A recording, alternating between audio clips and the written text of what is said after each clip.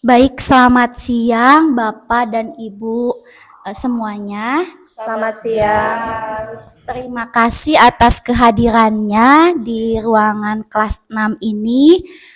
Siang ini kita berkumpul bersama, akan belajar bersama tentang diseminasi pemahaman dan pengamalan budaya positif di sekolah. Nanti materi akan dijelaskan oleh Ibu Odilia Tati sebagai calon guru penggerak angkatan 11. Baik, sebelum kita memulai acara, kita mulai dulu dengan doa. Mari kita siapkan hati kita untuk berdoa. Dalam nama Bapa dan Putra dan Roh Kudus, amin. Bapa yang penuh kasih, puji dan syukur atas berkat rahmat dan kasih-Mu, sehingga di siang ini kami dapat kembali berkumpul untuk belajar bersama. Berkatilah kami, hati dan pikiran kami, semoga kami bisa memahami dan kami dapat melaksanakan dengan baik di sekolah kami segala ilmu yang kami dapatkan hari ini. Amin.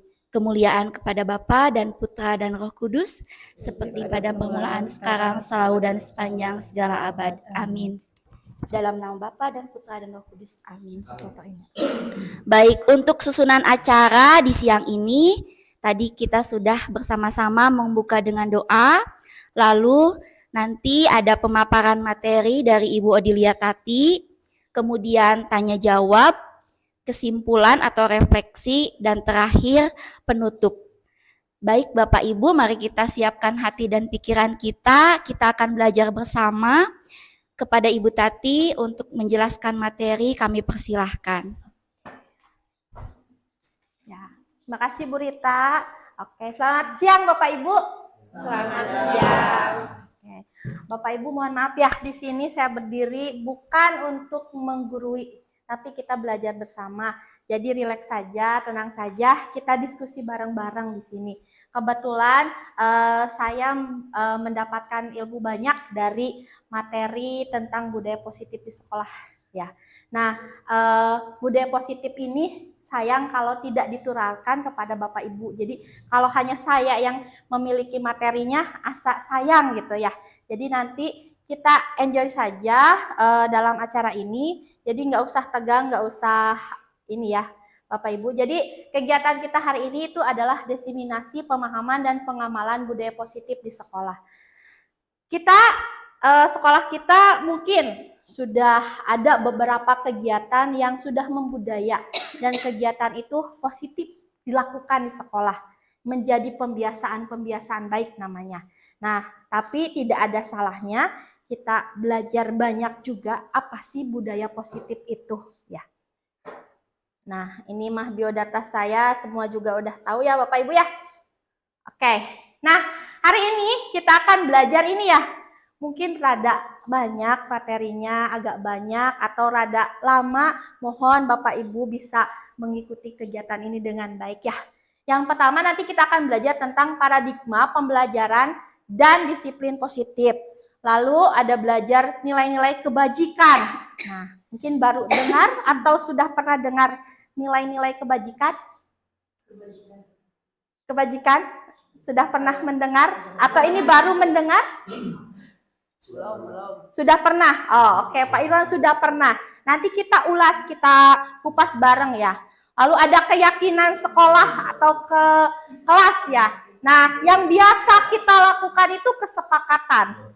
Kita lakukan membuat kesepakatan, ternyata ada yang namanya keyakinan. Ya, seperti apa? Nanti kita kupas juga.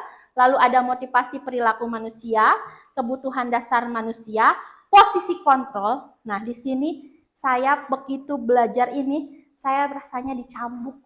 Ternyata 14 tahun saya jadi guru itu bukan apa-apa. Ada di posisi ini tuh jauh banget dari yang diharapkan di posisi yang kelima. Nanti kita diskusi bareng, sharing bareng ya Bapak Ibu. Dan segitiga restitusi. Nah, sebelum kita ke materi inti, biar nanti kalau misalnya ada yang ngantuk atau apa, kita fokus lagi ya. Saya punya tepuk ya. Kalau tepuk nyamuk gini ya. Tepuk nyamuk, hap. Coba, tepuk nyamuk.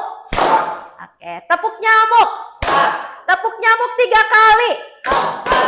Oke, kalau tepuk angin, hus.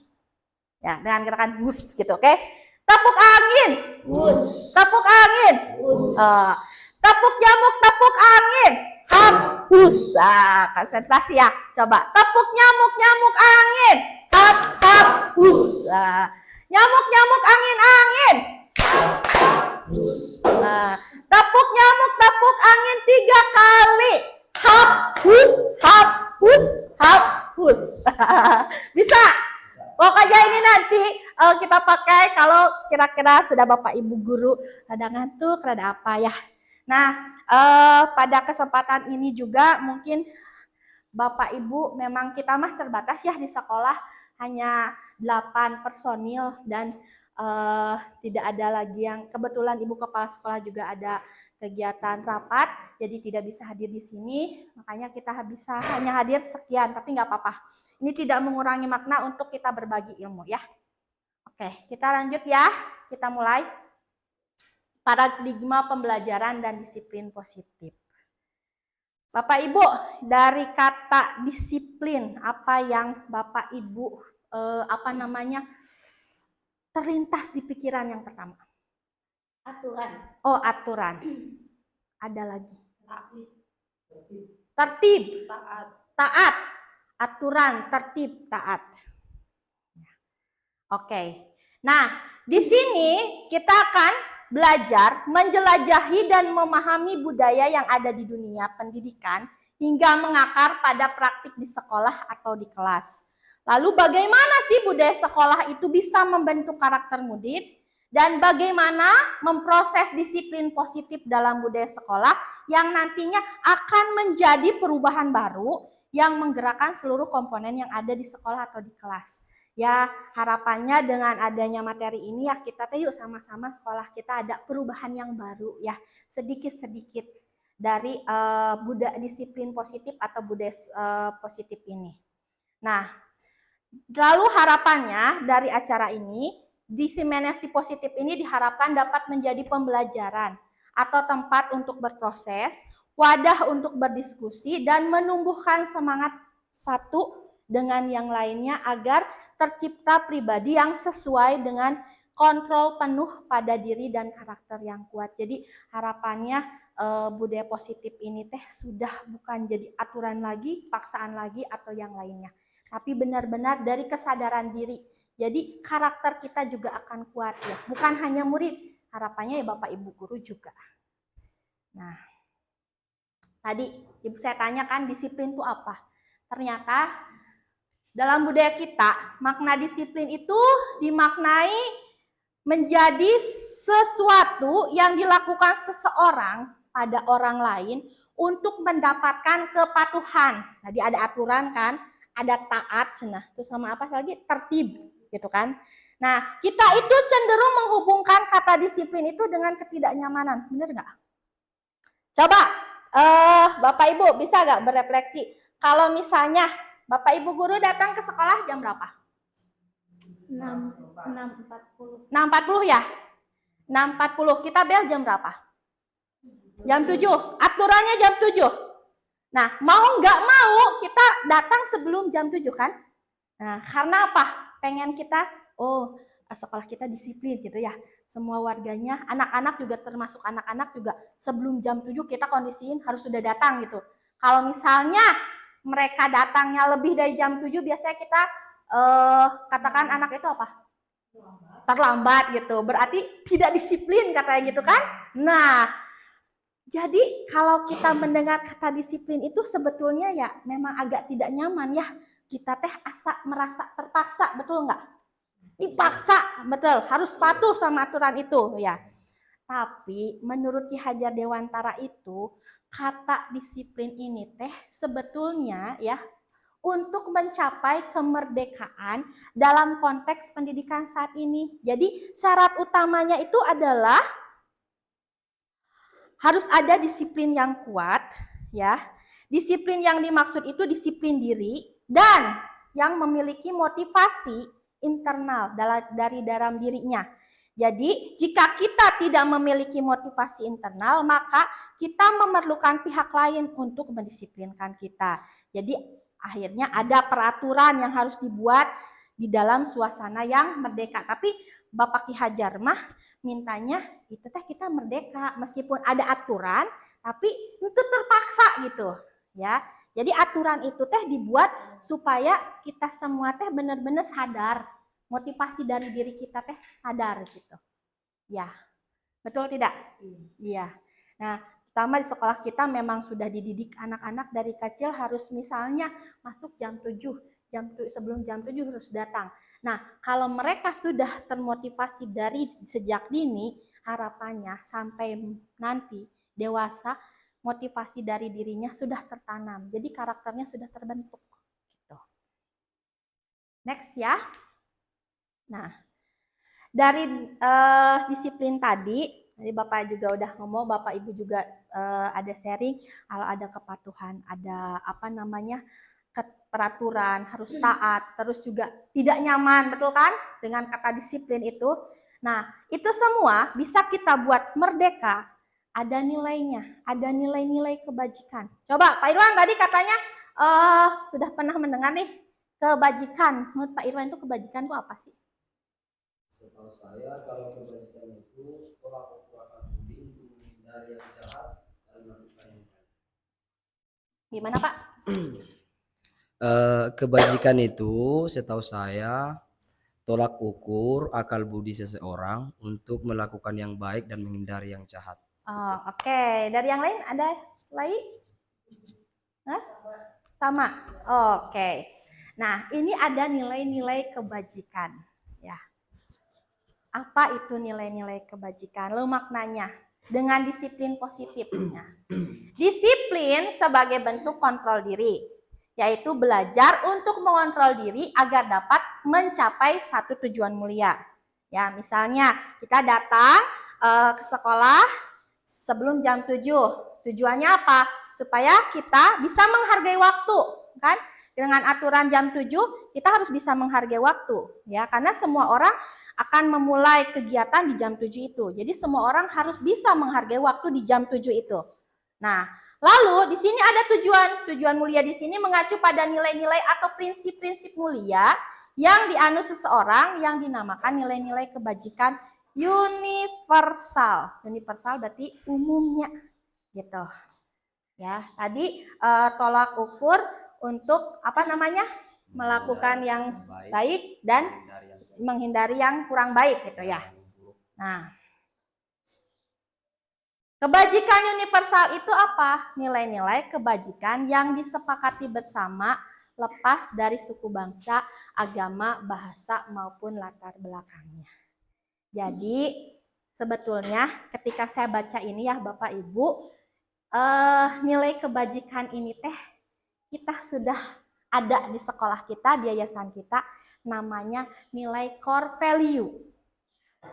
Ya, nilai-nilai core value yaitu apa? Karakter, kepedulian, ya, rasa cinta kasih, berhati nurani, seperti itu ya. Nah, ini semua hampir-hampir mirip kalau saya bandingkan. Nah, tapi kalau yang kebajikan universal ini mah ya diharapkan lepas dari agama ini, ya. Jadi kita tidak mengkhususkan dalam satu agama kayak gitu. Jadi nanti nilai-nilainya itu benar-benar umum, untuk umum. Jadi dihayati bareng umum. Ya kebetulan juga di sekolah kita kan meskipun ini sekolah swasta, sekolah non muslim, tapi peserta didiknya hampir lebih dari 50% beragama muslim kan. Nah, diharapkan nilai-nilai kebajikan nanti yang kita akan ambil itu benar-benar nilai yang umum. Jadi tidak mengkhususkan ke satu agama. Seperti itu. Ya, ini contohnya ya. Contohnya seperti yang ada di profil pelajar Pancasila bisa kita ambil ya. Misalnya beriman, bertakwa kepada Tuhan Yang Maha Esa dan berakhlak mulia, atau nilainya nilai kebajikan mandiri misalnya, atau bernalar kritis, atau berkebinekaan global, atau bergotong royong, atau kreatif. Nah, ini kalau yang dari profil pelajar Pancasila yang kita ambil, ya. Ada juga dari Primary Years Program PYP, ya. Ini juga ada contohnya. Toleransi, rasa hormat, integritas, mandiri, menghargai, antusias, empati, keingintahuan, kreativitas, kerjasama, percaya diri, komitmen. Ini plek sama dengan core value-nya kita, ya. Betul nggak? Yang ada 4 pilar itu? Plek sama sekali. Ini juga bisa kita ambil sebagai nilai kebajikan kita. Nah, atau ini yang lebih umumnya. Ini nilai-nilai kebajikan yang bisa kita ambil juga. Ini lebih umum, ya. Nah, dari nilai kebajikan ini tuh kita akan buat nanti sampai di akhirnya jadi apa. Ya. Si nilai-nilai kebajikan ini harus kita tanamkan ke peserta didik kita terutama, ya. Jadi kita harapannya apa sih? Misalnya peduli, ya kita teh mengharapkan di kelas 1 ini teh anak-anak teh benar-benar bisa peduli satu sama lain gitu, ya enggak? Atau misalnya percaya diri, anak-anak teh hampir semuanya harus bisa percaya diri ketika tampil di depan kelas atau ketika mempresentasikan hasilnya gitu. Nah, sekarang kita refleksi lagi ya Pak Bu ya. Nilai-nilai kebajikan apa yang Bapak Ibu rasakan penting saat ini untuk ditanamkan kepada murid Bapak Ibu di kelas atau sekolah? Lalu kenapa? Coba satu aja. Saya dari satu kelas misalnya satu aja nilai yang ingin ditanamkan. Karena ini kita kelas baru nih, baru mulai tahun ajaran ya kan? Nah, di kelas ini pasti udah tahulah profilnya seperti apa. Coba nilai kebajikan apa sih yang ingin saya tanamkan untuk di kelas saya ini? Gitu. Satu nilai aja.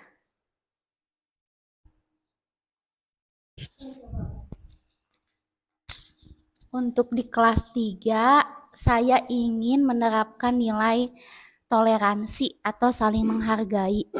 Karena kemampuan anak berbeda, agamanya juga berbeda, dan latar belakang berbeda. Jadi saya ingin sekali anak tuh punya dasar dari kecil, dari sekarang nilai toleransi supaya semakin ke depan anak tuh menghargai orang lain, gitu, tidak egois. Terima kasih. Terima kasih ya Bu Rita. Yang lain? Coba Bu Meli. Ya, kalau dari kelas 1 yang saat ini yang mungkin ingin saya terapkan, ingin saya tanamkan segera itu dalam hal percaya diri. Memang untuk dari beberapa anak sudah mulai muncul rasa percaya diri, tapi sebagian besar masih keberanian untuk bertanya saat tidak memahami, cenderung diam itu masih banyak. Jadi saya ingin anak tuh bisa percaya diri, karena kalau rasa percaya dirinya kurang, mau apa juga tidak mengerti ya diam saja, mau apa ya diam saja. Tapi kalau dengan percaya diri setidaknya kalau ada yang tidak paham mungkin anak bertanya, terus untuk menampilkan sesuatu juga anak pasti berani kalau memang sudah percaya diri. Itu mungkin dari kelas 1.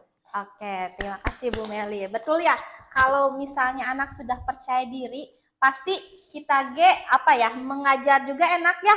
Kita udah mempersiapkan biasanya di kelas. Lalu kita sudah on fire mengajar. Ketika anaknya ditanya, diam. Disuruh maju, diam. Kita semangatnya tiba-tiba turun, betul ya? Betul, seperti itu. Jadi ya harapannya misalnya nilai percaya diri itu benar-benar tertanam di anak, bisa. Lalu tadi Bu Rita toleransi ya.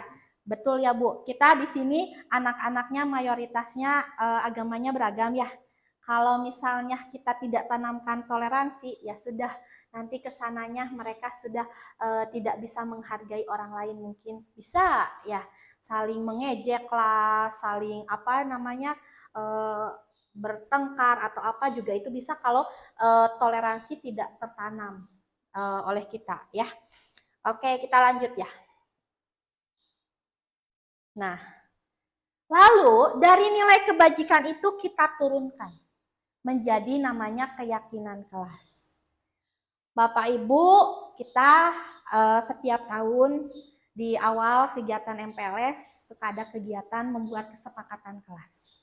Ya, kesepakatan dan keyakinan banyak yang bilang sama aja, mirip atau beda. Ya, kita akan belajar di sini tentang keyakinan kelas. Nah, sebelum kita ini ada pertanyaan ya. Pak, Bu, mengapa sih kita memiliki peraturan tentang penggunaan helm pada saat mengendarai sepeda motor atau kendaraan roda 2? Kenapa? Coba yang punya motor, Pak Anton. Kenapa harus pakai helm, Pak Anton? Yang pertama mungkin meminimalisir ya bila terjadi sesuatu kecelakaan di jalan raya, mungkin supaya tidak terjadi luka yang parah bila terjadi di kepala, mungkin itu. Yang mungkin yang keduanya, kebanyakan orang kenapa harus menggunakan motor, memakai helm, karena mungkin takut ditilang sama polisi kebanyakan. Jadi ada itu. dua ya. Jadi seperti itu. Jadi bukan untuk keselamatan dirinya karena takut cedera, tapi kebanyakan takut ditilang. Jadi Seperti itu. alasan utama yang ke satu atau kedua? Kalau menurut saya, kalau saya mah yang pertama. Oh iya. Tapi kebanyakan orang pernah ya ada polisi, jangan jadi takut udah mulai polisi gitu. Jadi pasti kebanyakan orang pilih yang keduanya. Gitu. Deket gitu ya. Iya, deket, Cuma ke situ cina nggak usah pakai helm gitu ya. Oke, ada lagi? Nah, kamu tonton tadi betul ya, karena keselamatan, demi keselamatan berarti kan? Nah, demi keselamatan berarti nilai yang Pak Anton yakini adalah keselamatan, betul ya. Bukan yang tadi takut ditilang, bukan ya, tapi demi keselamatan. Tapi plusnya takut ditilang. Lebih cenderungnya ke takut ditilang apa keselamatan? Keselamatan. Oke. Sekarang yang kedua, mengapa kita memiliki peraturan tentang penggunaan masker dan cuci tangan setiap hari? Kenapa coba, Pak, Bu? Bu Sekat coba bersuara. Kenapa? Karena untuk mengantisipasi diri terserang berbagai virus atau bakteri, kan kita nggak tahu ya, megang ini misalnya bekas naon gitu, ada bekas dari apa gitu. Ya balik lagi untuk kesehatan diri sendiri. Oke, berarti kalau yang pertama mah demi keselamatan, kalau yang kedua demi kesehatan berarti. Tapi tidak ada lagi yang opsi kedua kayak Pak Anton. Takut dimarahi sama mama. Enggak kan? Ini mungkin lebih tapi untuk yang kemarin COVID ya. waktu COVID bener ya. Takut gitu. Oke, itu ya yang waktu COVID bener parah ya. Nah, mari kita lihat.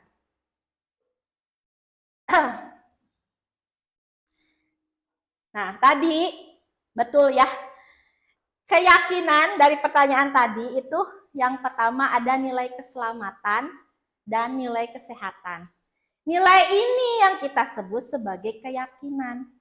Ya, yaitu nilai-nilai kebajikan universal yang disepakati secara tersirat dan tersurat lepas dari latar belakang suku, negara, bahasa maupun agama.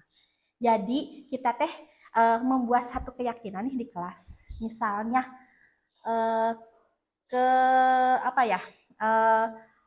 misalnya peduli terhadap sesama. Nah, si peduli terhadap sesama itu nilainya ya, nilai keyakinannya ya. Nah, bisa kita lakukan dengan cara apa saja. Nah, itu perlu kita buat di kelas. Ya, kita lakukan misalnya peduli dengan sesama. Selalu berbagi bekal, makanan atau minuman kepada teman yang tidak membawa. Ada yang membuat kesepakatan seperti itu di kelas? Berbagi makanan atau bekal dengan teman? Tidak? Oh, tidak. Contohnya coba kesepakatan yang kemarin sudah dibuat sama Bapak Ibu. Satu aja. Berpakaian rapi sesuai jadwal. Oke, kalau itu kesepakatannya, kan itu kalimatnya ya. Nah, coba nilainya apa? Kira-kira. Bisa kerapihan, bisa apa lagi? Disiplin. Tanggung jawab bisa nggak? Bisa. Nah, nilai tanggung jawab misalnya. Jadi kita pakai kata tanggung jawab nih. Tanggung jawab itu bisa kita lakukan dengan berpakaian rapi sesuai jadwal. Lalu apalagi? Melaksanakan piket sesuai jadwal ada yang buat kayak itu. Melaksanakan piket sesuai jadwal itu juga bisa nilainya tanggung jawab, kegiatannya, kesepakatannya itu. Jadi ada nilai yang mau kita ambil tuh apa gitu. Itu yang jadi keyakinan namanya. Itu keyakinan kelas. Ya, Pak, Bu. Oke. Nah, nih contohnya. Jadi ada peraturan nih. Membuang sampah pada tempatnya. Melepaskan sepatu saat masuk kelas. Merapikan kembali ruangan yang sudah digunakan. Ya, peraturan ini bisa kita buat juga kayak namanya kesepakatan lah. Kesepakatan kelas ya. Nah, kita turunkan atau kita naikkan menjadi satu keyakinan. 3 kalimat ini kita lakukan, kita buat jadi satu keyakinan. Setiap anggota kelas perlu merasa nyaman saat belajar. Nah, kalau kalimatnya seperti ini kira-kira enak enggak? Daripada dilarang membuang sampah sembarangan. Atau sepatu simpan di raknya. Ya. Tapi kalau kita kalimatnya seperti ini mungkin lebih enak. Ya. Coba kalau kita bandingkan ya. Coba ada yang ini lagi. Peraturan biasanya rinci dan konkret. Suatu kelas bisa memilih. Nah, ini mah aturannya. Kalau kita membuat keyakinan, nanti ada aturannya ini. Jadi, kalau misalnya keyakinan ini kita buat, itu harus didasari dengan rasa yang tidak terpaksa. Jadi nanti kita buat kalimatnya juga, kata-katanya juga, itu yang positif. Ya, tidak menggunakan kata negatif. Dan tidak usah banyak-banyak, rubah, berat gitu ya. Saya juga waktu kemarin itu buat sampai 16 kesepakatan. Ternyata kalau sudah kita kelompokkan jadi satu keyakinan, hanya 4 saya tuliskan di sini. Ya, jadi nanti peraturannya biasanya dibuat rinci atau konkret itu nanti ada di kesepakatan yang sudah Bapak Ibu buat. Nah, satu kelas itu bisa memiliki lebih dari satu peraturan terkait dengan kebersihan atau kenyamanan saat belajar. Lalu peraturan juga bisa ditambah seiringnya waktu. Misalnya nanti kita berjalan beberapa bulan ke depan, ternyata anak ini seperti ini, kita buat tambah lagi satu keyakinan, boleh aja. Ya. Lalu keyakinan itu bersifatnya lebih abstrak dan universal dibandingkan peraturan. Kalau peraturan detail, kadang mah sampai sanksinya gitu ya. Kita buat misalnya pernah saya buat ya, tidak piket, denda, bantu piket di kelompok yang lain gitu deh. Sampai ya itu yang namanya peraturan ya. Peraturan itu saya kasih judulnya kesepakatan kelas gitu. Sampai akhirnya anak yang tidak ikut opsi atau tidak ikut piket ikut ke kelompok yang besoknya gitu. Jadi double piketnya. Nah itu jadi sampai kalau peraturan mah akhirnya detail. Biasanya dengan sanksinya mungkin ya meskipun antara lisan atau tidak atau tertulis ya kita kadang suka sampaikan. Betul nggak Bapak Ibu? Nah lalu segala sesuatu yang berkaitan dengan kenyamanan termuat dalam satu keyakinan. Lalu guru juga hanya perlu mendalami kembali nilai keyakinan pada muridnya yang berujung pada restitusi. Nah, kayak ini saya contohnya di sini. Saya buat keyakinan kelas, yang kelas 6 itu yang pertama saling menghormati dan menghargai orang lain. Anak-anak tuh nulis di sana, kesepakatan kelasnya itu tidak pilih-pilih teman. Karena ya saya lihat masih ada beberapa anak-anak kalau untuk kelompok aja, nggak mau sama si itu, enggak gitu. Nah, kalau sudah anak seperti itu berarti ada satu nilai yang mereka, saya tuh nilai ini ternyata anak tuh tidak bisa menghargai satu dengan yang lainnya, ya. dengan teman yang lain tidak mau menghormati. Udah pilih-pilih teman. Ya. Terus juga berbicara ya, Bapak Ibu, anak-anak kita luar biasa ya bahasanya. Kadang mah mengerikan gitu ya. Nah, saya ambil nilai saling menghormati dan menghargai orang lain. Ya. Kalau kita sudah mentata anaknya, yuk sering diingatkan bahasa, ayo anak-anak seperti itu, ya harapannya mah mereka bisa loh menghargai orang lain. Jadi dari keyakinan itu ada nilai, ya Pak Bu. Nah, dari keyakinan itu nilai itu kita bisa capai dengan cara apa? Jadi cara membuat keyakinan kelas itu menggunakan kata-kata yang positif. Nah, jadi nanti di kesepakatan juga diharapkan sudah tidak memakai kata tidak boleh, dilarang, jangan kayak gitu.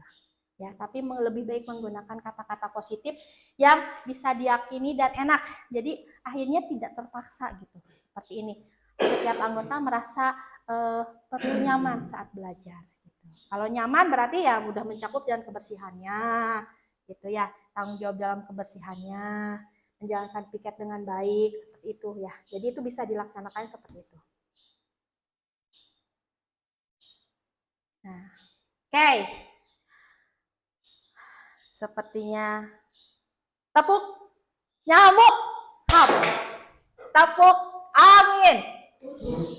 Nyamuk angin. Oke, masih fokus berarti ya.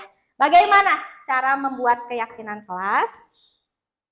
Nah, di sini kita yang pertama, pembuatan keyakinan kelas itu pasti harus melibatkan semua warga kelas ya. Keyakinan kelas itu tidak perlu terlalu banyak sehingga mudah diingat dan dipahami oleh warga kelas. Ambil beberapa nilai saja. Ya. Terus menggunakan kalimat positif. Keyakinan kelas sebaiknya sesuatu yang bisa diterapkan di lingkungan tersebut.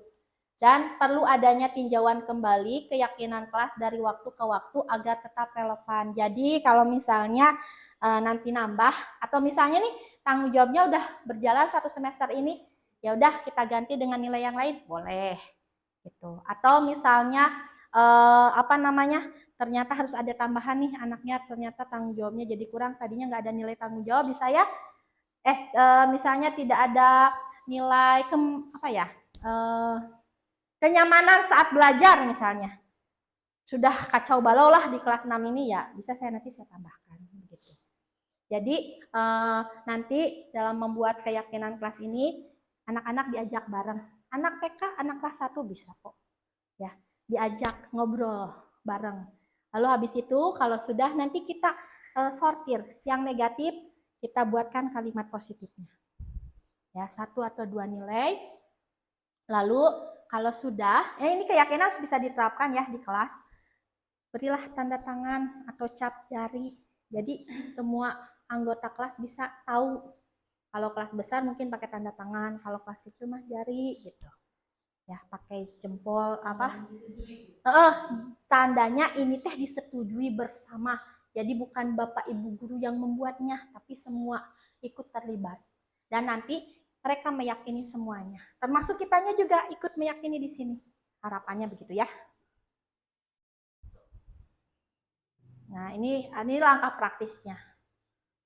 Mencatat semua pendapat murid. Jika menemukan kalimat negatif, ubah dulu jadi kalimat positif ya.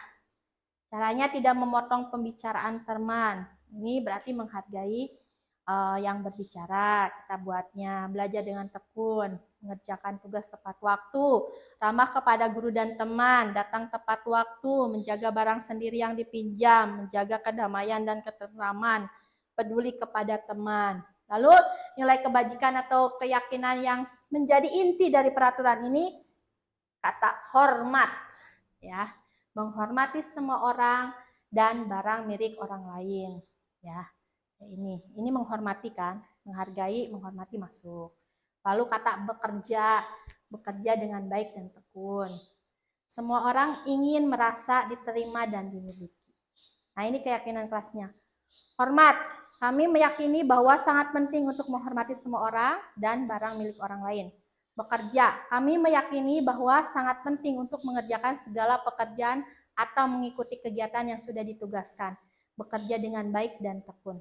lalu diterima, kami meyakini bahwa sangat penting untuk merasa diterima dalam satu kelompok untuk saling peduli satu dengan yang lain.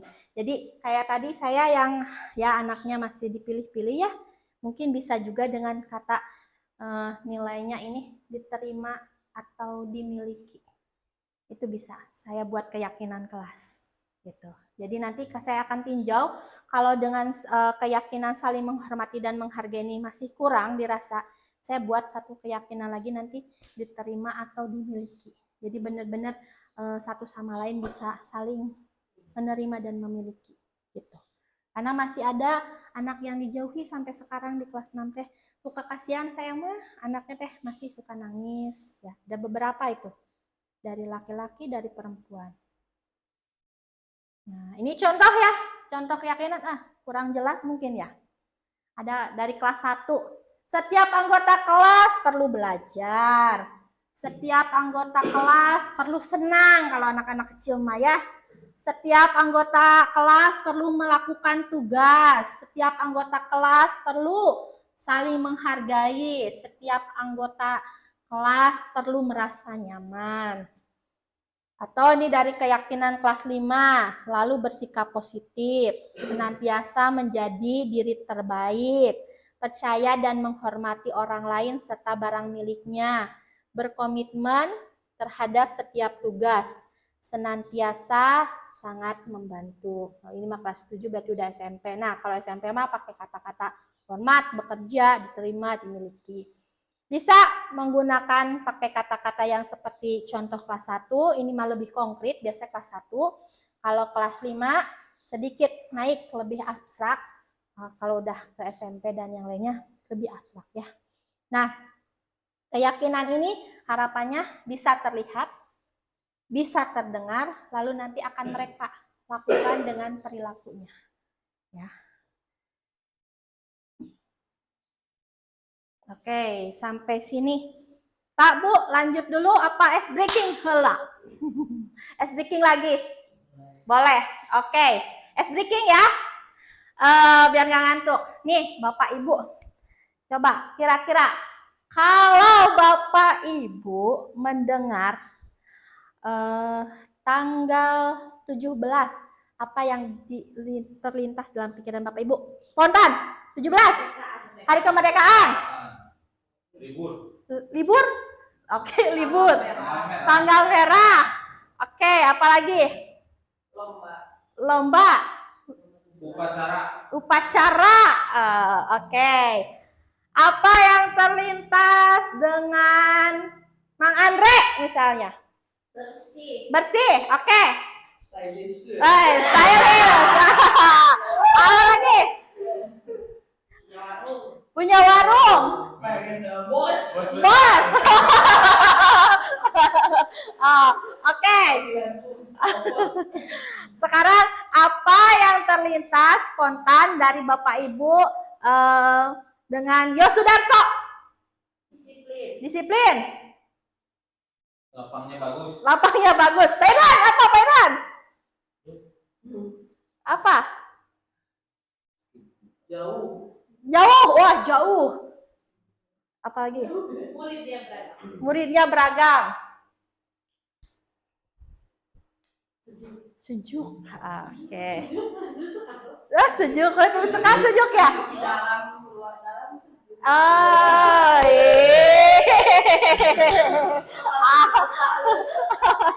Oke, dah mantap ya. Oke, kita lanjut ya ke materi berikutnya, yaitu tentang motivasi perilaku manusia. Ya, apa itu motivasi perilaku manusia itu ada 3 ya.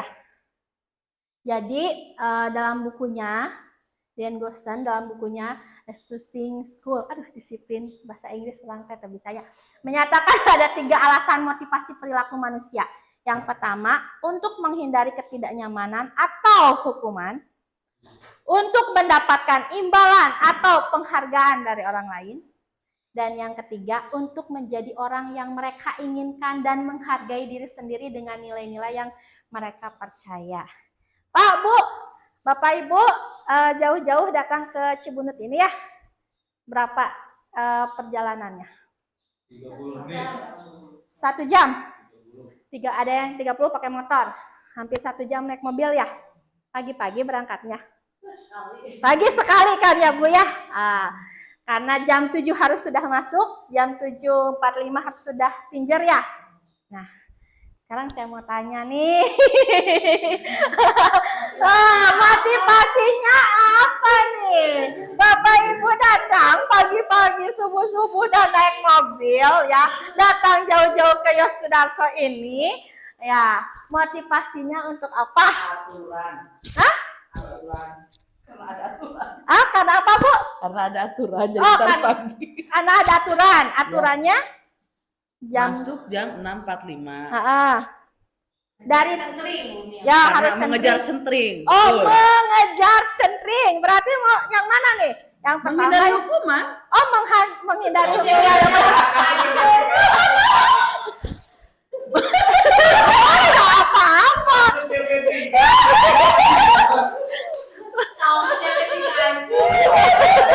Karena DP3 ya Bu ya.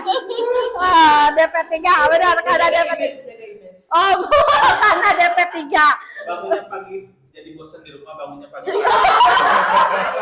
Benar nih Pak. Benar nih. Benar. Gabut. Daripada kelamaan di kos kan habis udah beres, ya udah berangkat aja meskipun masih 6 kurang 15, 6 kurang 30. Silakan Bu. Berangkat aja gitu. biar Oh nggak gitu. gabut. Wah, luar biasa. Berarti kalau jawabannya Bu Sekar seperti ini masuk ke mana nih? 1, 2, 3. Oh, dia pengen mendapatkan penghargaan. Nanti disebut, wah Bu Sekar rajin sekali. Luar biasa.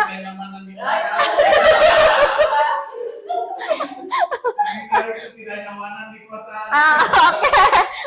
Berarti.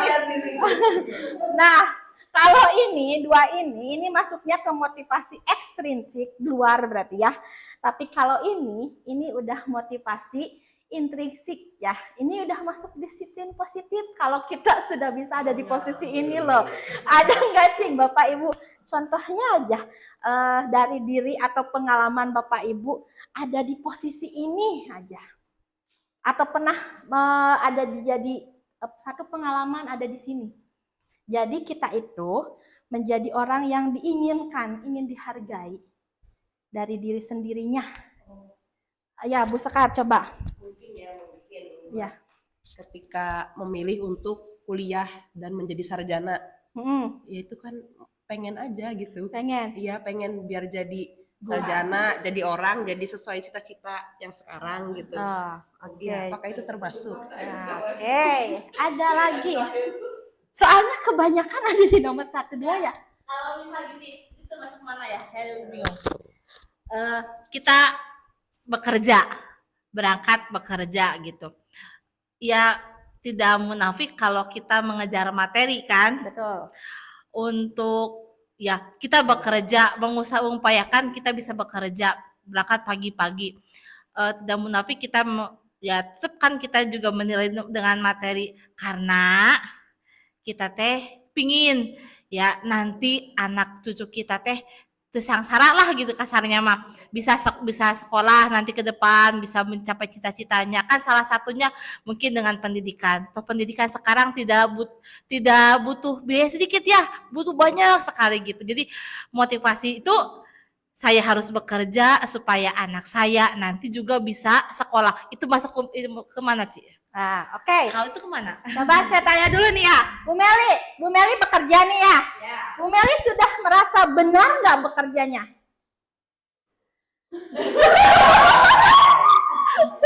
Kalau perkara benar dan tidak itu yang mungkin penilaian orang ya.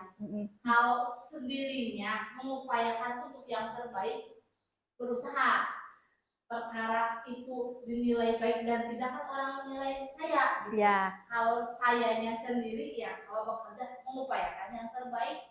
Ya, berarti kayak misalnya Bu Meli menaati semua aturan yang di sekolah. Ya, menaati kan? Berusaha. Ikhlas nggak melaksanakannya? Karena memang sudah jadi pilihan saya yang saya lakukan. Dengan ikhlas. Iya. Oke. Lalu pasti kan Bu Meli juga sebagai bendahara ya butuh kejujuran di sekolah ini. Nah, Bu Meli sudah melaksanakan itu dengan penuh kejujuran. Yang jujur. Nah, nah berarti ya, insya Allah ya Bu ya. Jadi kalau misalnya kita, nah ini mah bukan, jadi jangan mikirnya orang lain menilai kita, tapi dari diri kitanya sendiri sudah tidak melakukan yang terbaik untuk kita gitu teh. Sesuai dengan peraturan atau keyakinan-keyakinan yang ada gitu. Jadi kita teh sudah berjalan di posisi yang benar tidak gitu loh. Menurut kita aja dulu.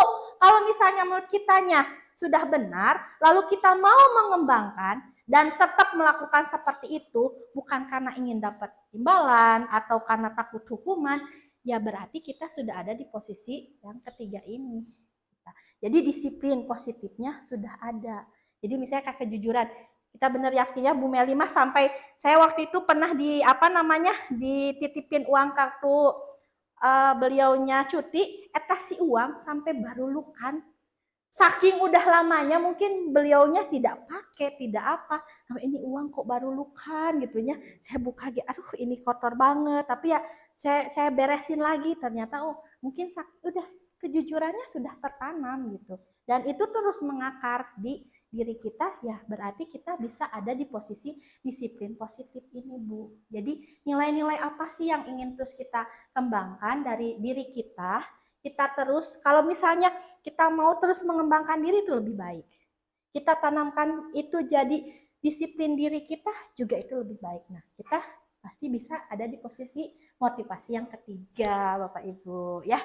Oke, next mungkin nanti harapannya ya kita sudah tidak ada di sini dua ini ya, Pak Bu ya. Tapi semua ada di sini gitunya. Oh gitu, atau itu mah nanti dapat penghargaan dan imbalan itu.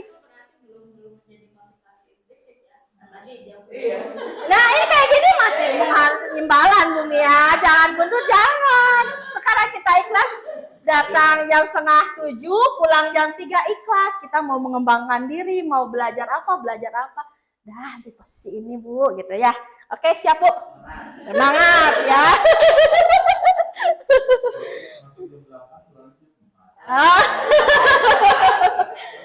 Terus tapi gajinya nggak naik nggak apa-apa Pak Bu.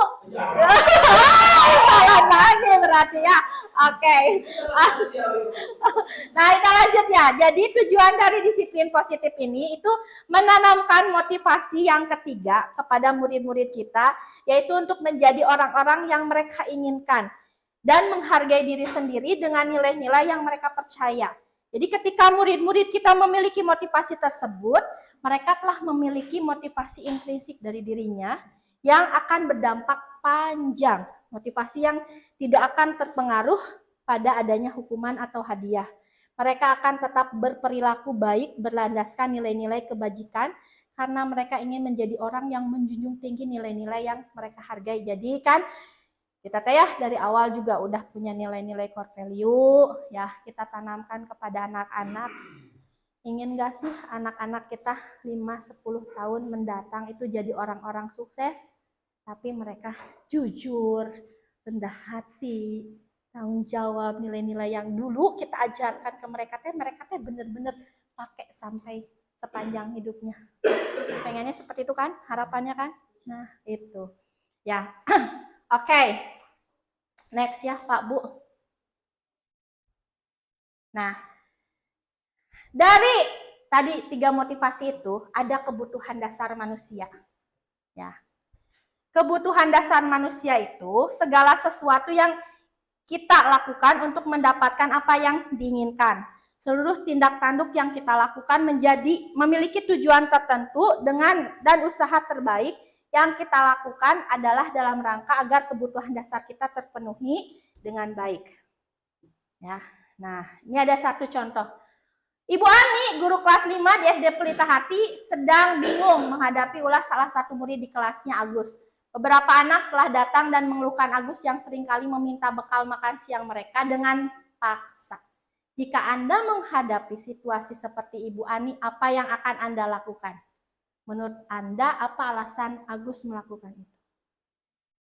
Coba, Gimana kalau ada kasus seperti ini? Apa yang akan Ibu lakukan, Bapak Ibu lakukan?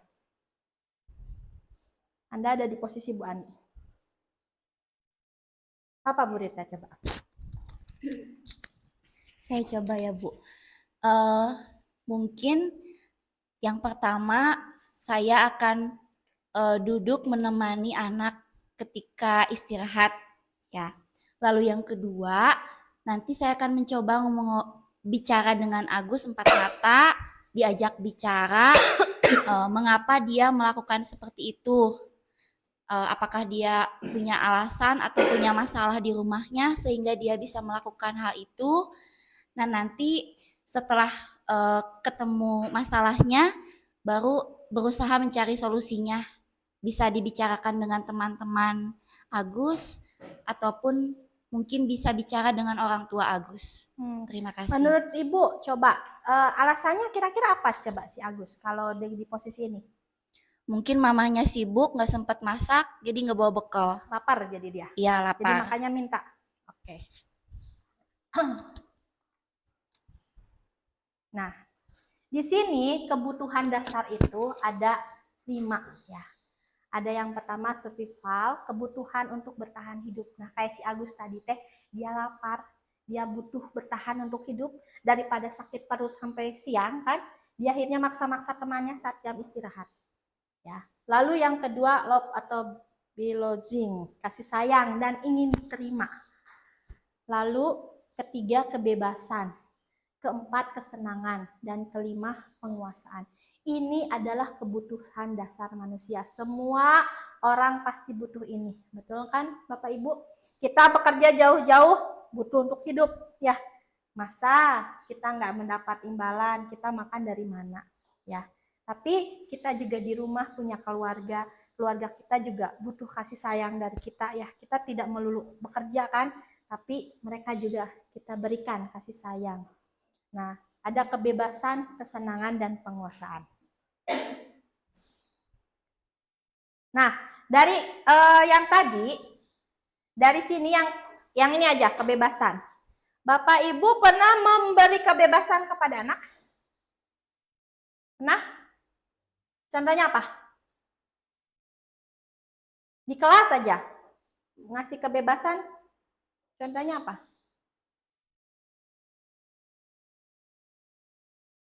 Misalnya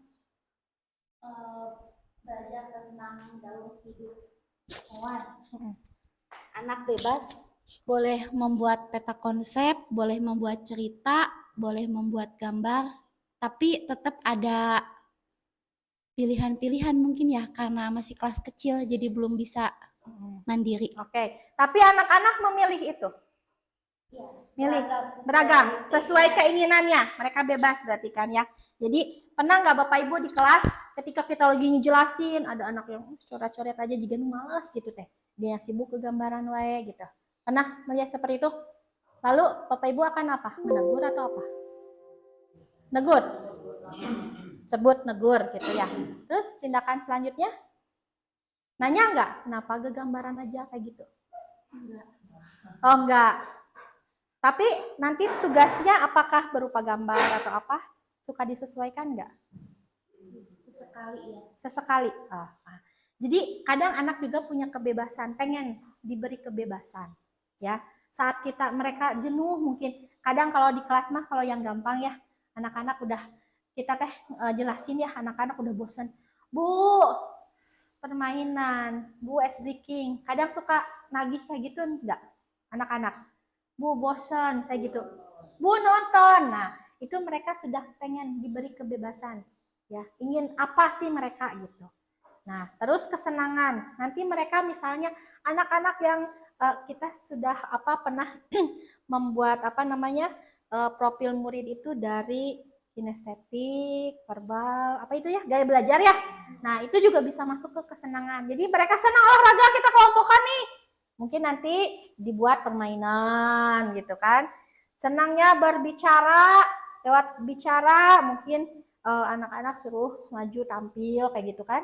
Jadi kita kelompokkan kesenangan dan penguasaan. Penguasaan teh kadang-kadang mah anak-anak teh Kumahanya kalau penguasaan mah, ih ibu, kenapa sih aku kok diberi nilainya segini? Harusnya kan segini gitu. Yang ini juga segitu, nilainya 100, kok aku segini gitu. Jadi pengen menguasai penguasaan. Ya. Oke. Next mungkin Pak Bu ya, kita ada di sini ya sekarang di posisi kontrol. Nah, dari kebutuhan ini kita akan ada di posisi kontrol yang mana? Ya. Nah, ini posisi kontrol. Apakah memerdekakan dan memandirikan murid? Apakah efektif? Lalu bagaimana dan mengapa? Posisi kontrol guru. Nah, yang tadi saya bilang, saya di sini rasa dicambuk ya sebagai guru. Benar-benar yang pertama berdasarkan teori dari Dr. William berkesimpulan ada 5 posisi kontrol yang diterapkan oleh seorang guru atau orang tua maupun atasan dalam melakukan kontrol. Yang pertama sebagai penghukum, yang kedua sebagai pembuat rasa bersalah, yang ketiga sebagai teman, yang keempat sebagai pemantau, yang kelima sebagai manajer. Dari 5 posisi ini nanti kita ada posisi di mana? Ya. Untuk mencapai ke sini itu saya mah merasa sangat jauh. Jauh pisan ya. Nih, penghukum. Di sini penjelasannya. Seorang penghukum bisa menggunakan hukuman fisik maupun verbal. Orang-orang yang menjalankan posisi penghukum senantiasa mengatakan bahwa sekolah memerlukan sistem atau alat yang dapat lebih menekankan murid-murid lebih dalam lagi. Guru-guru yang menerapkan posisi penghukum akan berkata, patuhi aturan saya atau awas, kamu selalu saja ya salah. Selalu, pasti selalu yang terakhir selesainya. Atau yang paling gampang mah, anak-anak yang nggak piket hari ini bantu bersihkan WC. Itu penghukum. Dan saya masih kadang sering banget melakukan di posisi ini gitu. Jadi ada sanksi, anak tidak melakukan apa, sanksinya apa? Dihukum seperti itu. Itu posisi penghukum. Lalu kalau pembuat rasa bersalah. Pada posisi ini biasanya guru akan bersuara lebih lembut, ya. Membuat orang berasa bersalah akan menggunakan keheningan dan membuat orang itu akan merasa tidak nyaman. Terus bersalah atau rendah diri. Kata-kata yang dikeluarkan dengan lembut itu seperti gini. Ibu sangat kecewa sekali dengan kamu. Atau berapa kali Bapak harus memberitahu kamu ya. Gimana coba kalau orang tua kamu tahu kalau kamu begini. Nah, di posisi ini murid akan memiliki penilaian diri yang buruk tentang diri mereka. Murid merasa tidak berharga dan telah mengecewakan orang-orang. Nah, kalau kita sudah ngomong, ibu mah kok kecewa sama kamu, udah dibilangin berkali-kali, kok tidak mendengar, sudah diberitahu, nadanya teh halus gitu, lembut, sambil ngomongan gitu ya. Tapi aduh nyelekit karena hati teh benar Bu Meli ya. Nyelekit pisan. Nah, teman, guru pada posisi ini tidak akan menyakiti murid, namun akan tetap berupaya mengontrol murid melalui persuasi. Posisi teman pada guru biasanya ada negatif, ada positif. Kalau positif di sini berupa hubungan baik yang terjalin antara guru dan murid. Tapi guru di posisi teman menggunakan hubungan baik dan humor ini mempengaruhi seseorang. Mereka akan berkata, ayo dong, kamu jangan kayak gitu dong, nanti ibunya dimarahin sama Ibu Nina gitu ya. Ayo dong tertib di kelasnya, nantinya guru lainnya kesini gitu kan ya. Kadang suka gitu ya. Ayo, tidak ingat bantuan Bapak selama ini, ya sudah, tidak apa-apa, lain kali nanti Ibu bantu bereskan ya. Kalau misalnya berantakan, ya udah nggak apa-apa, Ibu yang beresin deh. Gitu. Kayak gitu ya. Nah, nanti coba ya, Bapak Ibu silahkan refleksi. Lalu pemantau atau monitor. Nah, monitor berarti mengawasi.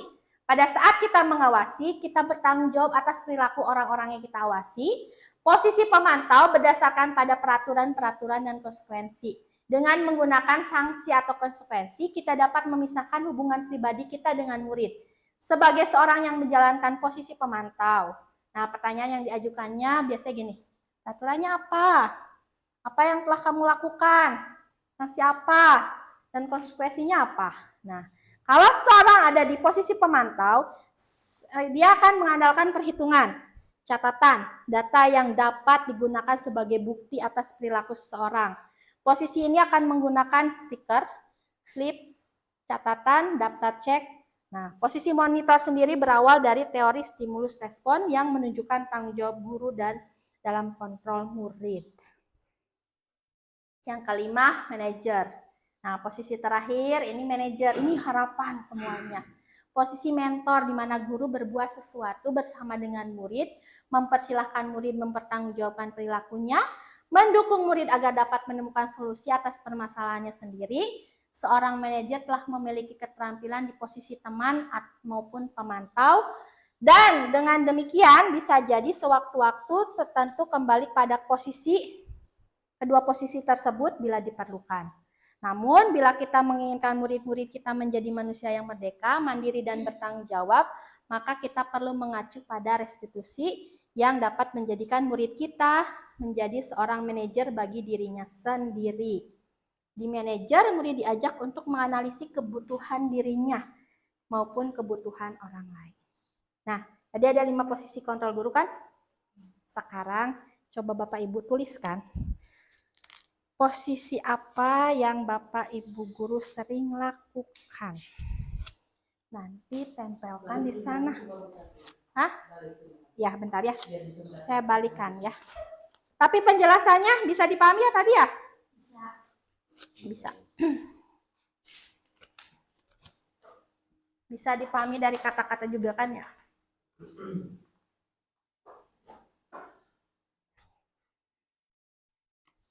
Boleh lebih dari satu. Boleh, boleh.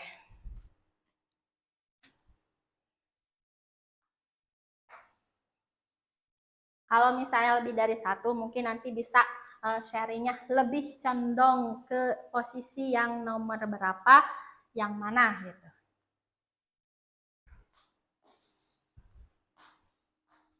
Bila sudah, mohon ini nanti tulis ya, nggak apa-apa. Ya, terima kasih.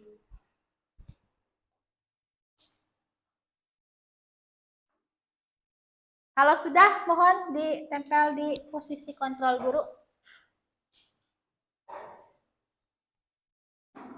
Satu aja, sebagai apa gitu?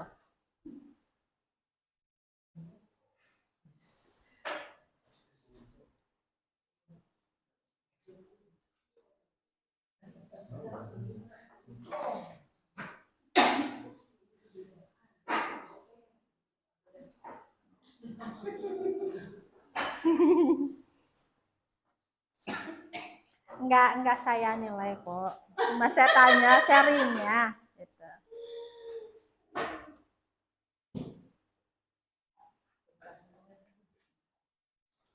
Oke, sambil nunggu. Satu dong yang sharing aja. Satu orang. Bagaimana kalau kita mendengarkan Ibu Kepala Sekolah kita ya? Nah, kira-kira Ibu Kepala Sekolah kita tuh ada di posisi kontrol yang mana? Ya, boleh Bu sharing pengalamannya juga. Oke, terima kasih. Sebenarnya itu kalau saya alami itu 5 ini sebenarnya ada ya, tetapi ya saya juga menjadi apa ya? Sebenarnya ini juga tidak diinginkan, tapi kan ini juga suatu tuntutan ya. Kita juga kan mempunyai apa ya? Mempunyai atasan lagi begitu ya. Yang paling sering saya lakukan itu yang pertama itu sebagai pemantau. Ya, mungkin Bapak Ibu tahu sendiri ya, gitu ya.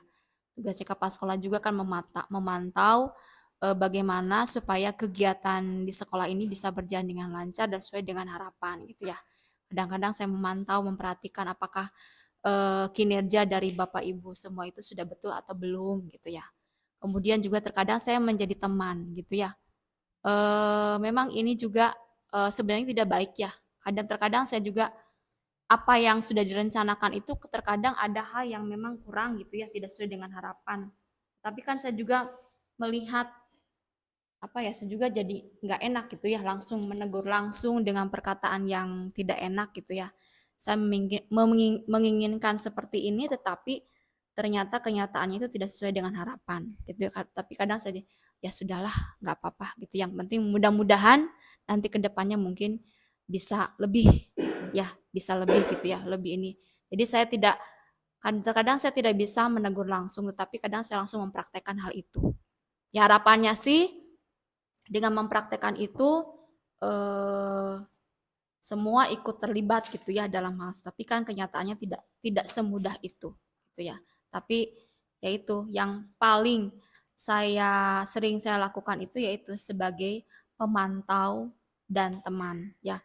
Manajer juga ada sebenarnya, tetapi mungkin tidak lebih dominan, tapi yang lebih dominan itu adalah sebagai pemantau atau teman. Kalau manajer itu mungkin terkadang ya yang saya rasakan itu saya sering memberikan kebebasan kepada Bapak Ibu guru gitu ya, supaya Bapak Ibu guru juga lebih mandiri gitu ya, memberikan pemerataan tugas gitu. Kalau misalnya ada kegiatan-kegiatan itu memberikan penanggung jawab gitu, tidak hanya itu saja, tetapi diberi kebebasan biar yang lain juga bisa merasakan gitu ya, biar bisa belajar lebih mandiri dan kreatif. Itu saja mungkin Bu Tati. Oh ya, terima kasih Bu Nina. Kasih tepuk tangan dong Bu Nina. Oke, tepuk fokus. Lupa. Tepuk nyamuk. Tepuk angin. Angin-angin. Nyamuk-nyamuk. Oke, kita lanjutkan. Ya, terima kasih Bu. Harapannya mungkin kita semua ada di posisi manajer. Betul tidak? Nah, ternyata posisi manajer itu memang bisa kita lakukan menggunakan segitiga restitusi. Ya.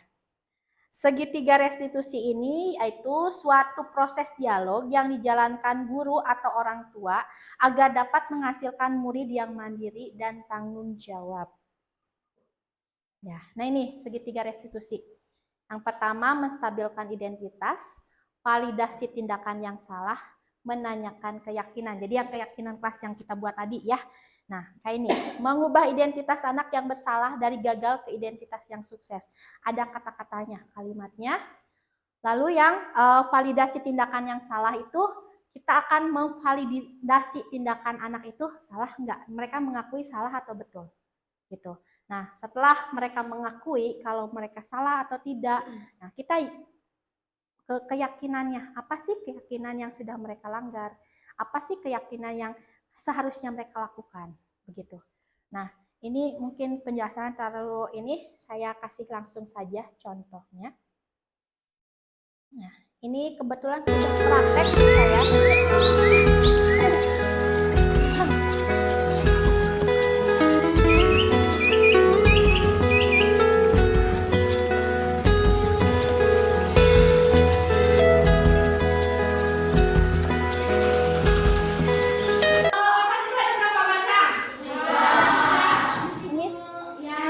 Terlambat masuk kelas. Oke, selamat pagi Fani, nggak apa-apa. Nanti di jam istirahat kamu bertemu dengan ibu, kita berdiskusi ya. Ya Bu, silakan sekarang duduk di tempat kamu. Maaf, videonya mungkin rada. Permisi Bu. Silakan Fani. Oke, Fani udah istirahat? Sudah Bu. Sudah makan tadi? Sudah. Oke, baik ya. Fani, tahu nggak kamu kenapa dipanggil ke sini? Tahu Bu. Kenapa? Karena saya terlambat masuk kelas. Ya, tadi kamu terlambat ya masuk kelas. Tadi kamu datang jam berapa? Jam 7.15 Bu. Bel kita di sekolah berbunyi jam berapa? Jam 7 Bu. Berarti kamu terlambat berapa menit? Terlambat 15 menit. Terlambat 15 menit. Kira-kira tindakan kamu tadi tuh betul atau salah ya? Salah Bu. Oh salah, tapi gak apa-apa ya Fani. Setiap orang memang pernah melakukan kesalahan. Ibu juga pernah melakukan kesalahan. Ibu pernah juga terlambat seperti kamu ya. Tapi di sini ibu tidak akan mencari-cari kesalahan siapa yang benar, siapa yang salah ya. Tapi di sini ibu mengajak kamu untuk diskusi. Jadi tenang aja ya Fani ya. Tenang, santai ya. Oke. Kira-kira tadi kamu terlambat ya, itu kenapa alasannya? Karena saya tidurnya terlalu malam Bu. Terlalu malam? Tidur jam berapa kamu? Jam 10 Bu. Jam 10. Jam 10 kamu tidurnya malam ya. Apa yang kamu lakukan sampai semalam itu? Bermain HP sama mengerjakan PR Bu. Bermain HP sama mengerjakan PR. PR-nya susah ya nak? Iya Bu. Oh sampai malam ya. Ada yang membantu tapi?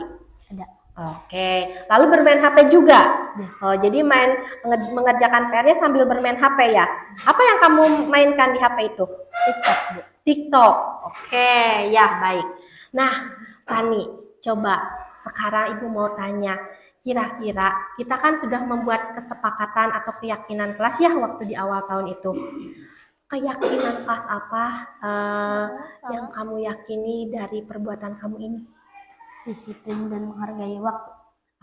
Kamu tadi sudah tidak disiplin dan tidak menghargai waktu ya? Iya, Bu. Dengan datang terlambat kan? Ya. Iya. Kamu yakin nggak sih dengan keyakinan disiplin dan menghargai waktu itu? Yakin. Kalau keyakinan kelas kita ini itu bisa membuat kita menjadi orang yang baik, kamu yakin itu? Yakin, Bu. Yakin. Oke. Kalau kamu yakin, coba dari perbuatan kamu ini hari ini ya, kira-kira apa yang bisa kamu perbaiki? Menghargai waktu, tidurnya tidak terlalu malam, sama disiplin. Oke, tidurnya tidak terlalu malam ya. Biasanya kamu tidur jam berapa, Nak? Jam 8, Bu. Jam 8. Lalu kamu akan tidur jam berapa?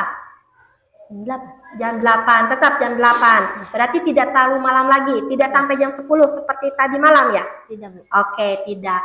Kira-kira hal ini akan kamu lakukan mulai kapan? Besok, Bu. Besok. Ya. Berarti besok kamu sudah tidak tidur terlalu malam ya? Ya, Sehingga kamu tidak terlambat lagi ya? Ya, Bu. Oke. Ibu hargai niat baik kamu ini. Semoga niat baik kamu ini bisa terlaksana dengan lancar ya, sehingga kamu tidak terlambat lagi datang ke sekolah. Siap, Nak? Siap, Bu. Oke, terima kasih Fani. Boleh sekarang kembali beristirahat ya. Ya, Bu. Makasih, Bu. Oke, nah Anita, siswa kelas 6 SD Sudarso. Saya senang diajak berdiskusi oleh Ibu Tati tentang permasalahan. Masalah saya adalah terlambat masuk kelas. Saya berjanji tidak akan mengulanginya lagi. Terima kasih. Nah, ini salah satu contoh pendekatan segitiga restitusi. Kalau kita sudah ada di kayak gini, posisi manajer sudah bisa dijalankan ya Pak Bu ya. Kira-kira Bapak Ibu luar biasa benar ya. Ya saya juga ya benar jauh sih sebetulnya dari posisi gitu ya. Kita biasanya udah langsung emosi tinggi, betul tidak Pak Bu? Apalagi kalau sudah anak-anak sudah buat masalahnya yang di luar nurul gitu ya. Kita udah langsung gitu ya. Ya, nah makanya Bapak Ibu ya harapannya sih ya kita ada di posisi kontrol yang manajer. Kita pakai segitiga restitusi ini. Jadi kita menstabilkan dulu identitas, lalu memvalidasi tindakan yang salah, baru kita tanyakan keyakinan kelas. Nah, disitulah posisi manajer kita bisa kita posisikan.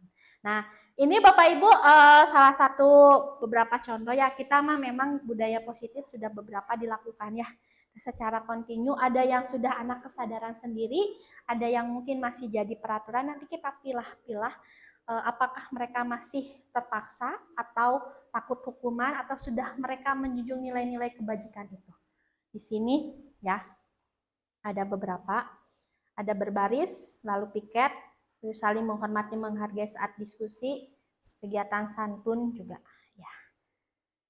Sekian Bapak Ibu dari pemaparan saya. Mohon maaf tadi benar-benar saya bukan menggurui Bapak Ibu, tapi kita sharing bersama ya. Sekian Bapak Ibu, saya kembalikan lagi kepada moderator. Baik, kita berikan tepuk tangan sekali lagi untuk pemateri kita Ibu Odilia Tati. Baik, terima kasih banyak atas pemaparannya. Selanjutnya kita ke sesi tanya jawab. Barangkali dari Bapak Ibu ada unek-unek atau ada pertanyaan dari materi yang sudah dibahas tadi? Tidak? Oh, baik, silahkan Pak. Terima kasih Bu Tati atas pemaparan materinya tadi. Menurut saya, untuk saya sangat terang. Bagaimana tadi judulnya Diseminasi.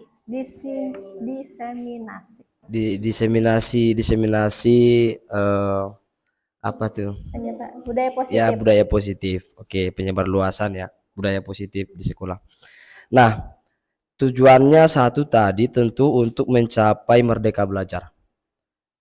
Pertanyaan saya, merdeka belajar itu selalu mengandaikan dengan kebebasan belajar dan juga mengandaikan tentu kebebasan, sekali lagi kebebasan dengan pola pikir yang matang, satu, akhlak yang matang, dan tentu perilaku yang matang.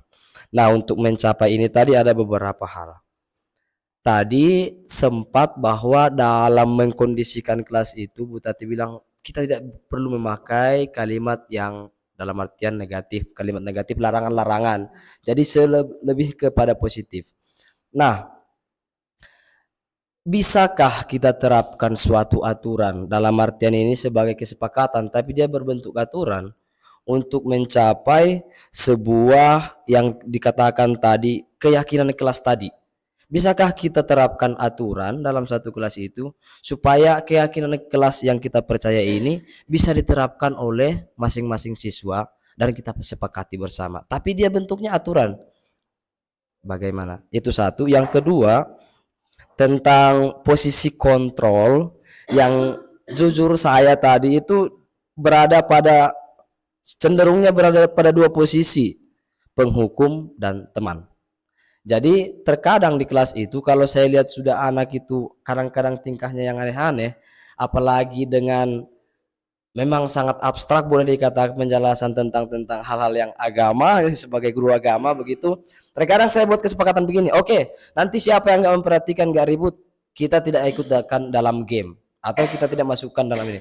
Jadi memang sebagai penghukum yang memberikan batasan-batasan tertentu dengan tujuan tentu supaya tertib bersama. Ternyata dalam kalimat-kalimat seperti itu dalam artian tertentu sangat tidak dianjurkan karena akan membuat mental anak itu boleh down atau bagaimana begitu. Pertanyaan saya, kalau seandainya itu kita lakukan, mungkin tidak dalam artian kita akan menghukum benar-benar, tapi hanya kita buat untuk mengkondisikan anak.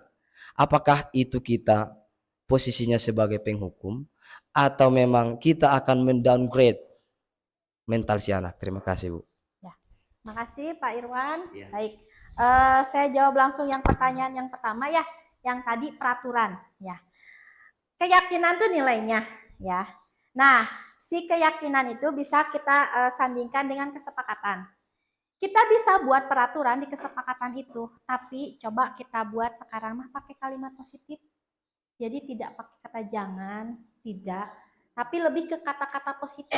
Mungkin dengan begitu anak-anak bisa lebih sadar untuk melakukannya gitu dan enak gitu loh. Misalnya ya gimana ya, kalau kita aja contohnya ya, kalau misalnya Bu Nina membuatnya peraturan tidak boleh datang terlambat atau tidak boleh telat centring misalnya gitu ya, asa kita teh kepaksa gitunya. Tapi kalau misalnya Bapak Ibu mari kita lebih rajin datang ke sekolah atau gimana ya Bu, jadi biar enak gitu teh. Jadi menghindari kata negatif, menggunakan kata positif, tapi di dalamnya situ tetap masih ada aturan. Mungkin Bu Nina bisa bantu saya. Kalau apa menurut saya itu mari segala macam itu lebih ke ajakannya. Ya setidaknya mungkin senangnya jika aku datang tepat waktu. Nah, itu kan berarti lebih positif ya. Jadi istilahnya itu sebagai memotivasi juga. Tapi kalau misalnya mari Bapak Ibu, jadi kan istilahnya kalau mari itu kan istilahnya juga memaksa ya, memaksa gitu. Tapi kalau setidaknya senangnya apabila aku datang tepat waktu. Mungkin gitu ya. Berarti ini saya kayak di kita juga suka dilarang membuang sampah sembarangan, anak-anak juga kan dilarang membuang kayak gini ya. Tapi apa ya, membuat aturannya lebih baik. Kelas kita akan kita akan nyaman di kelas kalau kelas kita bersih misal gitu. Jadi itu lebih ke aturan. Memang jadi tulisannya seperti itu, tapi nanti dalam prakteknya kita akan terus sounding ke anak-anaknya tuh. Kita kasih pemahaman, pasti itu butuh waktu sih Pak mungkin ya. Ya, Bapak Ibu mungkin butuh waktu, tapi kita memang harus benar-benar continue untuk terus nyonding ke anak, terus gitu. Jadi anak-anak tidak akhirnya nanti akan terbiasa gitu. Itu mungkin yang pertama. Bisa dipahami, Pak? Bisa. Untuk yang kedua, posisi penghukum gitu ya.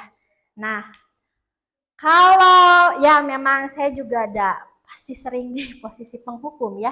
Sebetulnya penghukum juga nggak serta-merta benar anak dihukum sebetulnya ya. Tapi memang sih alangkah baiknya kalau mungkin coba aja nanti ya Bapak Ibu seperti contoh tadi saya dilakukan di posisi manajer. Anak-anak itu responnya bagaimana? Jadi tanpa kita buat-buat gitu teh. Tapi kita posisikan kita ada di posisi yang kelima gitu. Coba, memang itu butuh waktu.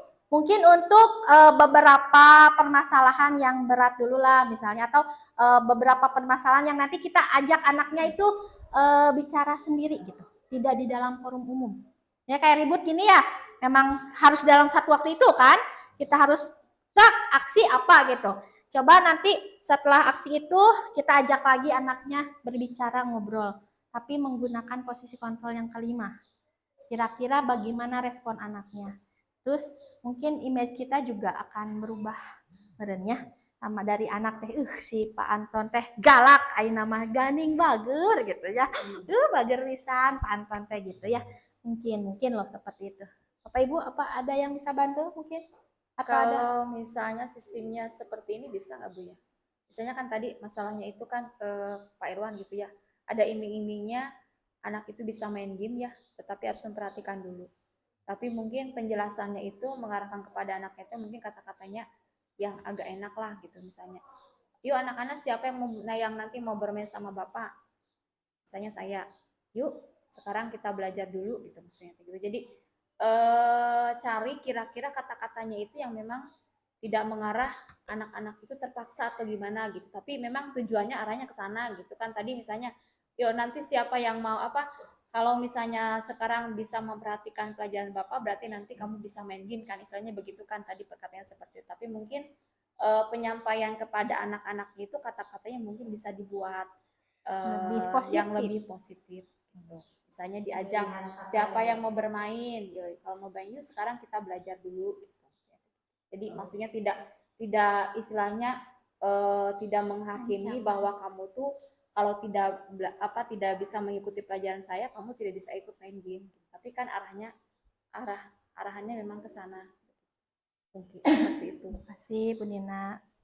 Bisa. Jadi lebih ke perkataannya itu yang memang lebih ke yang positif.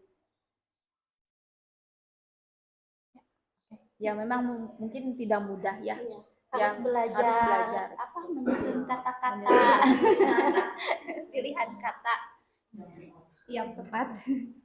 Oke, terima kasih Bu Nina tambahannya. Aja Bu. Baik Bapak Ibu, terima kasih atas kesetiaannya untuk mengikuti kegiatan pada siang ini.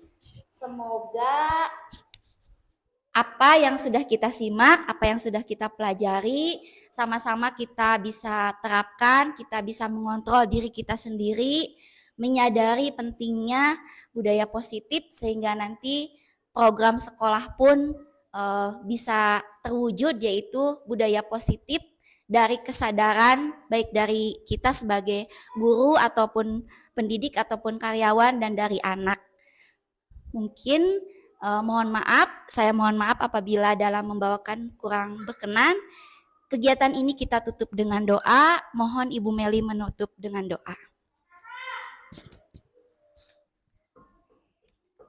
Bapak Ibu, mari kita tutup kegiatan pada siang hari ini dengan berdoa. Dalam nama Bapa dan Putra dan Roh Kudus. Amin. Allah Bapa yang Maha Kasih, terima kasih atas penyertaan-Mu selama kami melakukan diskusi ini. Semoga segala ilmu yang sudah kami dapatkan dapat kami laksanakan, dapat kami terapkan untuk anak-anak kami, agar anak-anak kami semakin hari semakin menjadi baik. Tuhan, sekarang kami akan melanjutkan kegiatan kami selanjutnya. sertailah kami selalu. Amin. Salam Maria, penuh rahmat, Tuhan sertamu. Terpujilah engkau di antara wanita dan terpujilah buah tubuhmu Yesus. Santa Maria, Bunda Allah, doakanlah kami yang berdosa ini, sekarang dan waktu kami mati. Amin. Dalam nama Bapa dan Putra dan Roh Kudus. Amin. Terima kasih Bapak Ibu. Anak-anak terima kasih, di close aja.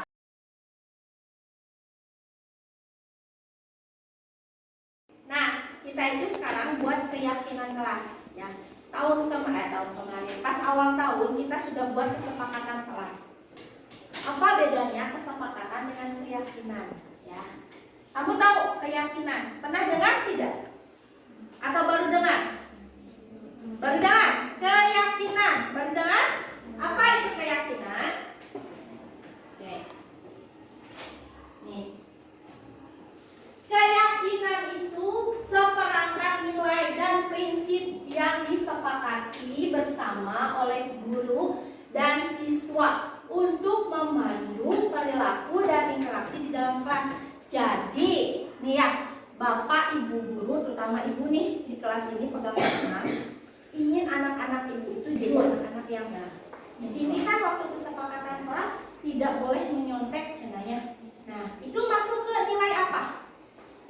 Jujur.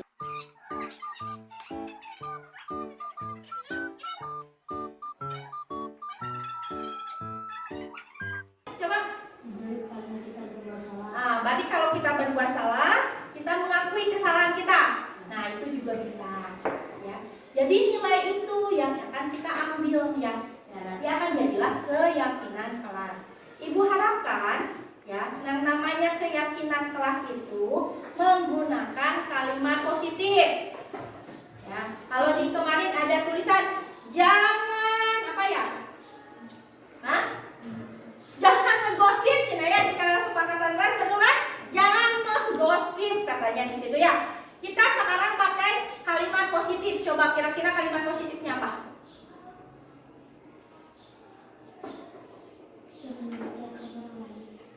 Jangan membicarakan orang lain. Jangan pakai kata jangan, coba. Kata jangannya kita hapus. Itu masih kalimat negatif soalnya. Apa?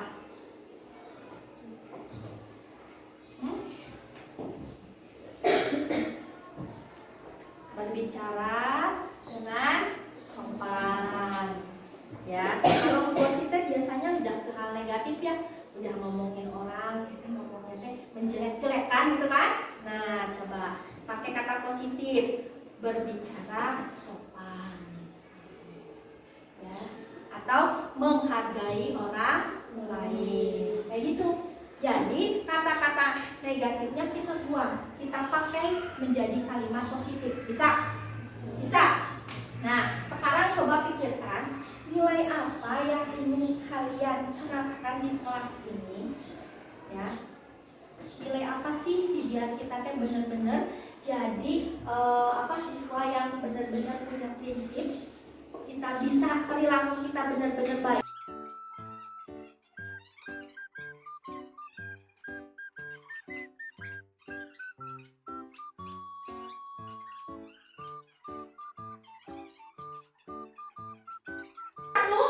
Satu sticky note ya, nanti atas ini Ibu bagikan. Silakan kamu tuliskan satu nilai yang kalian yakini. Kalau sudah nanti boleh pasang di sana ya. Oke, nanti Ibu akan tinggalin. Oh, ini udah bagus, sudah baik. Ya, oke? Ya.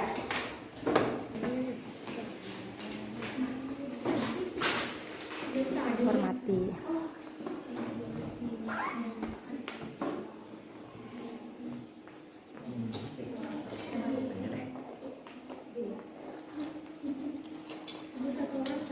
Satu orang satu nilai saja ya. Kalimatnya positif.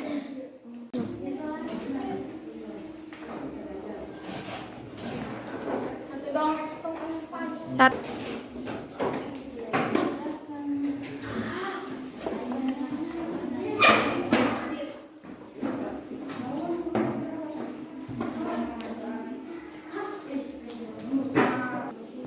Oke, di sini banyak yang menulis bertanya bertanggung jawab, ya, bertanggung jawab. Terus berbicara sopan, ya, menghormati orang lain, menghargai orang lain, saling tolong menolong, disiplin, ya. Oh, berarti sopan santun ya, menghormati. Oke. Nah, ini udah ibu ambil yang negatifnya, ada yang beberapa ya. Ibu tuliskan. Nanti ibu tuliskan dulu. Setelah ibu tuliskan, kalian beri tanda tangan di tulisan ini. Oke? Sok, bebas, terserah kamu.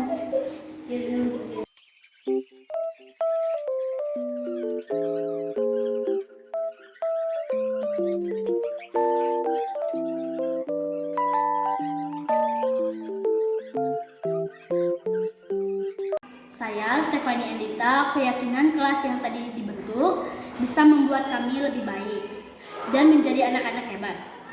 Kami akan melaksanakan keyakinan itu dengan baik. Terima kasih.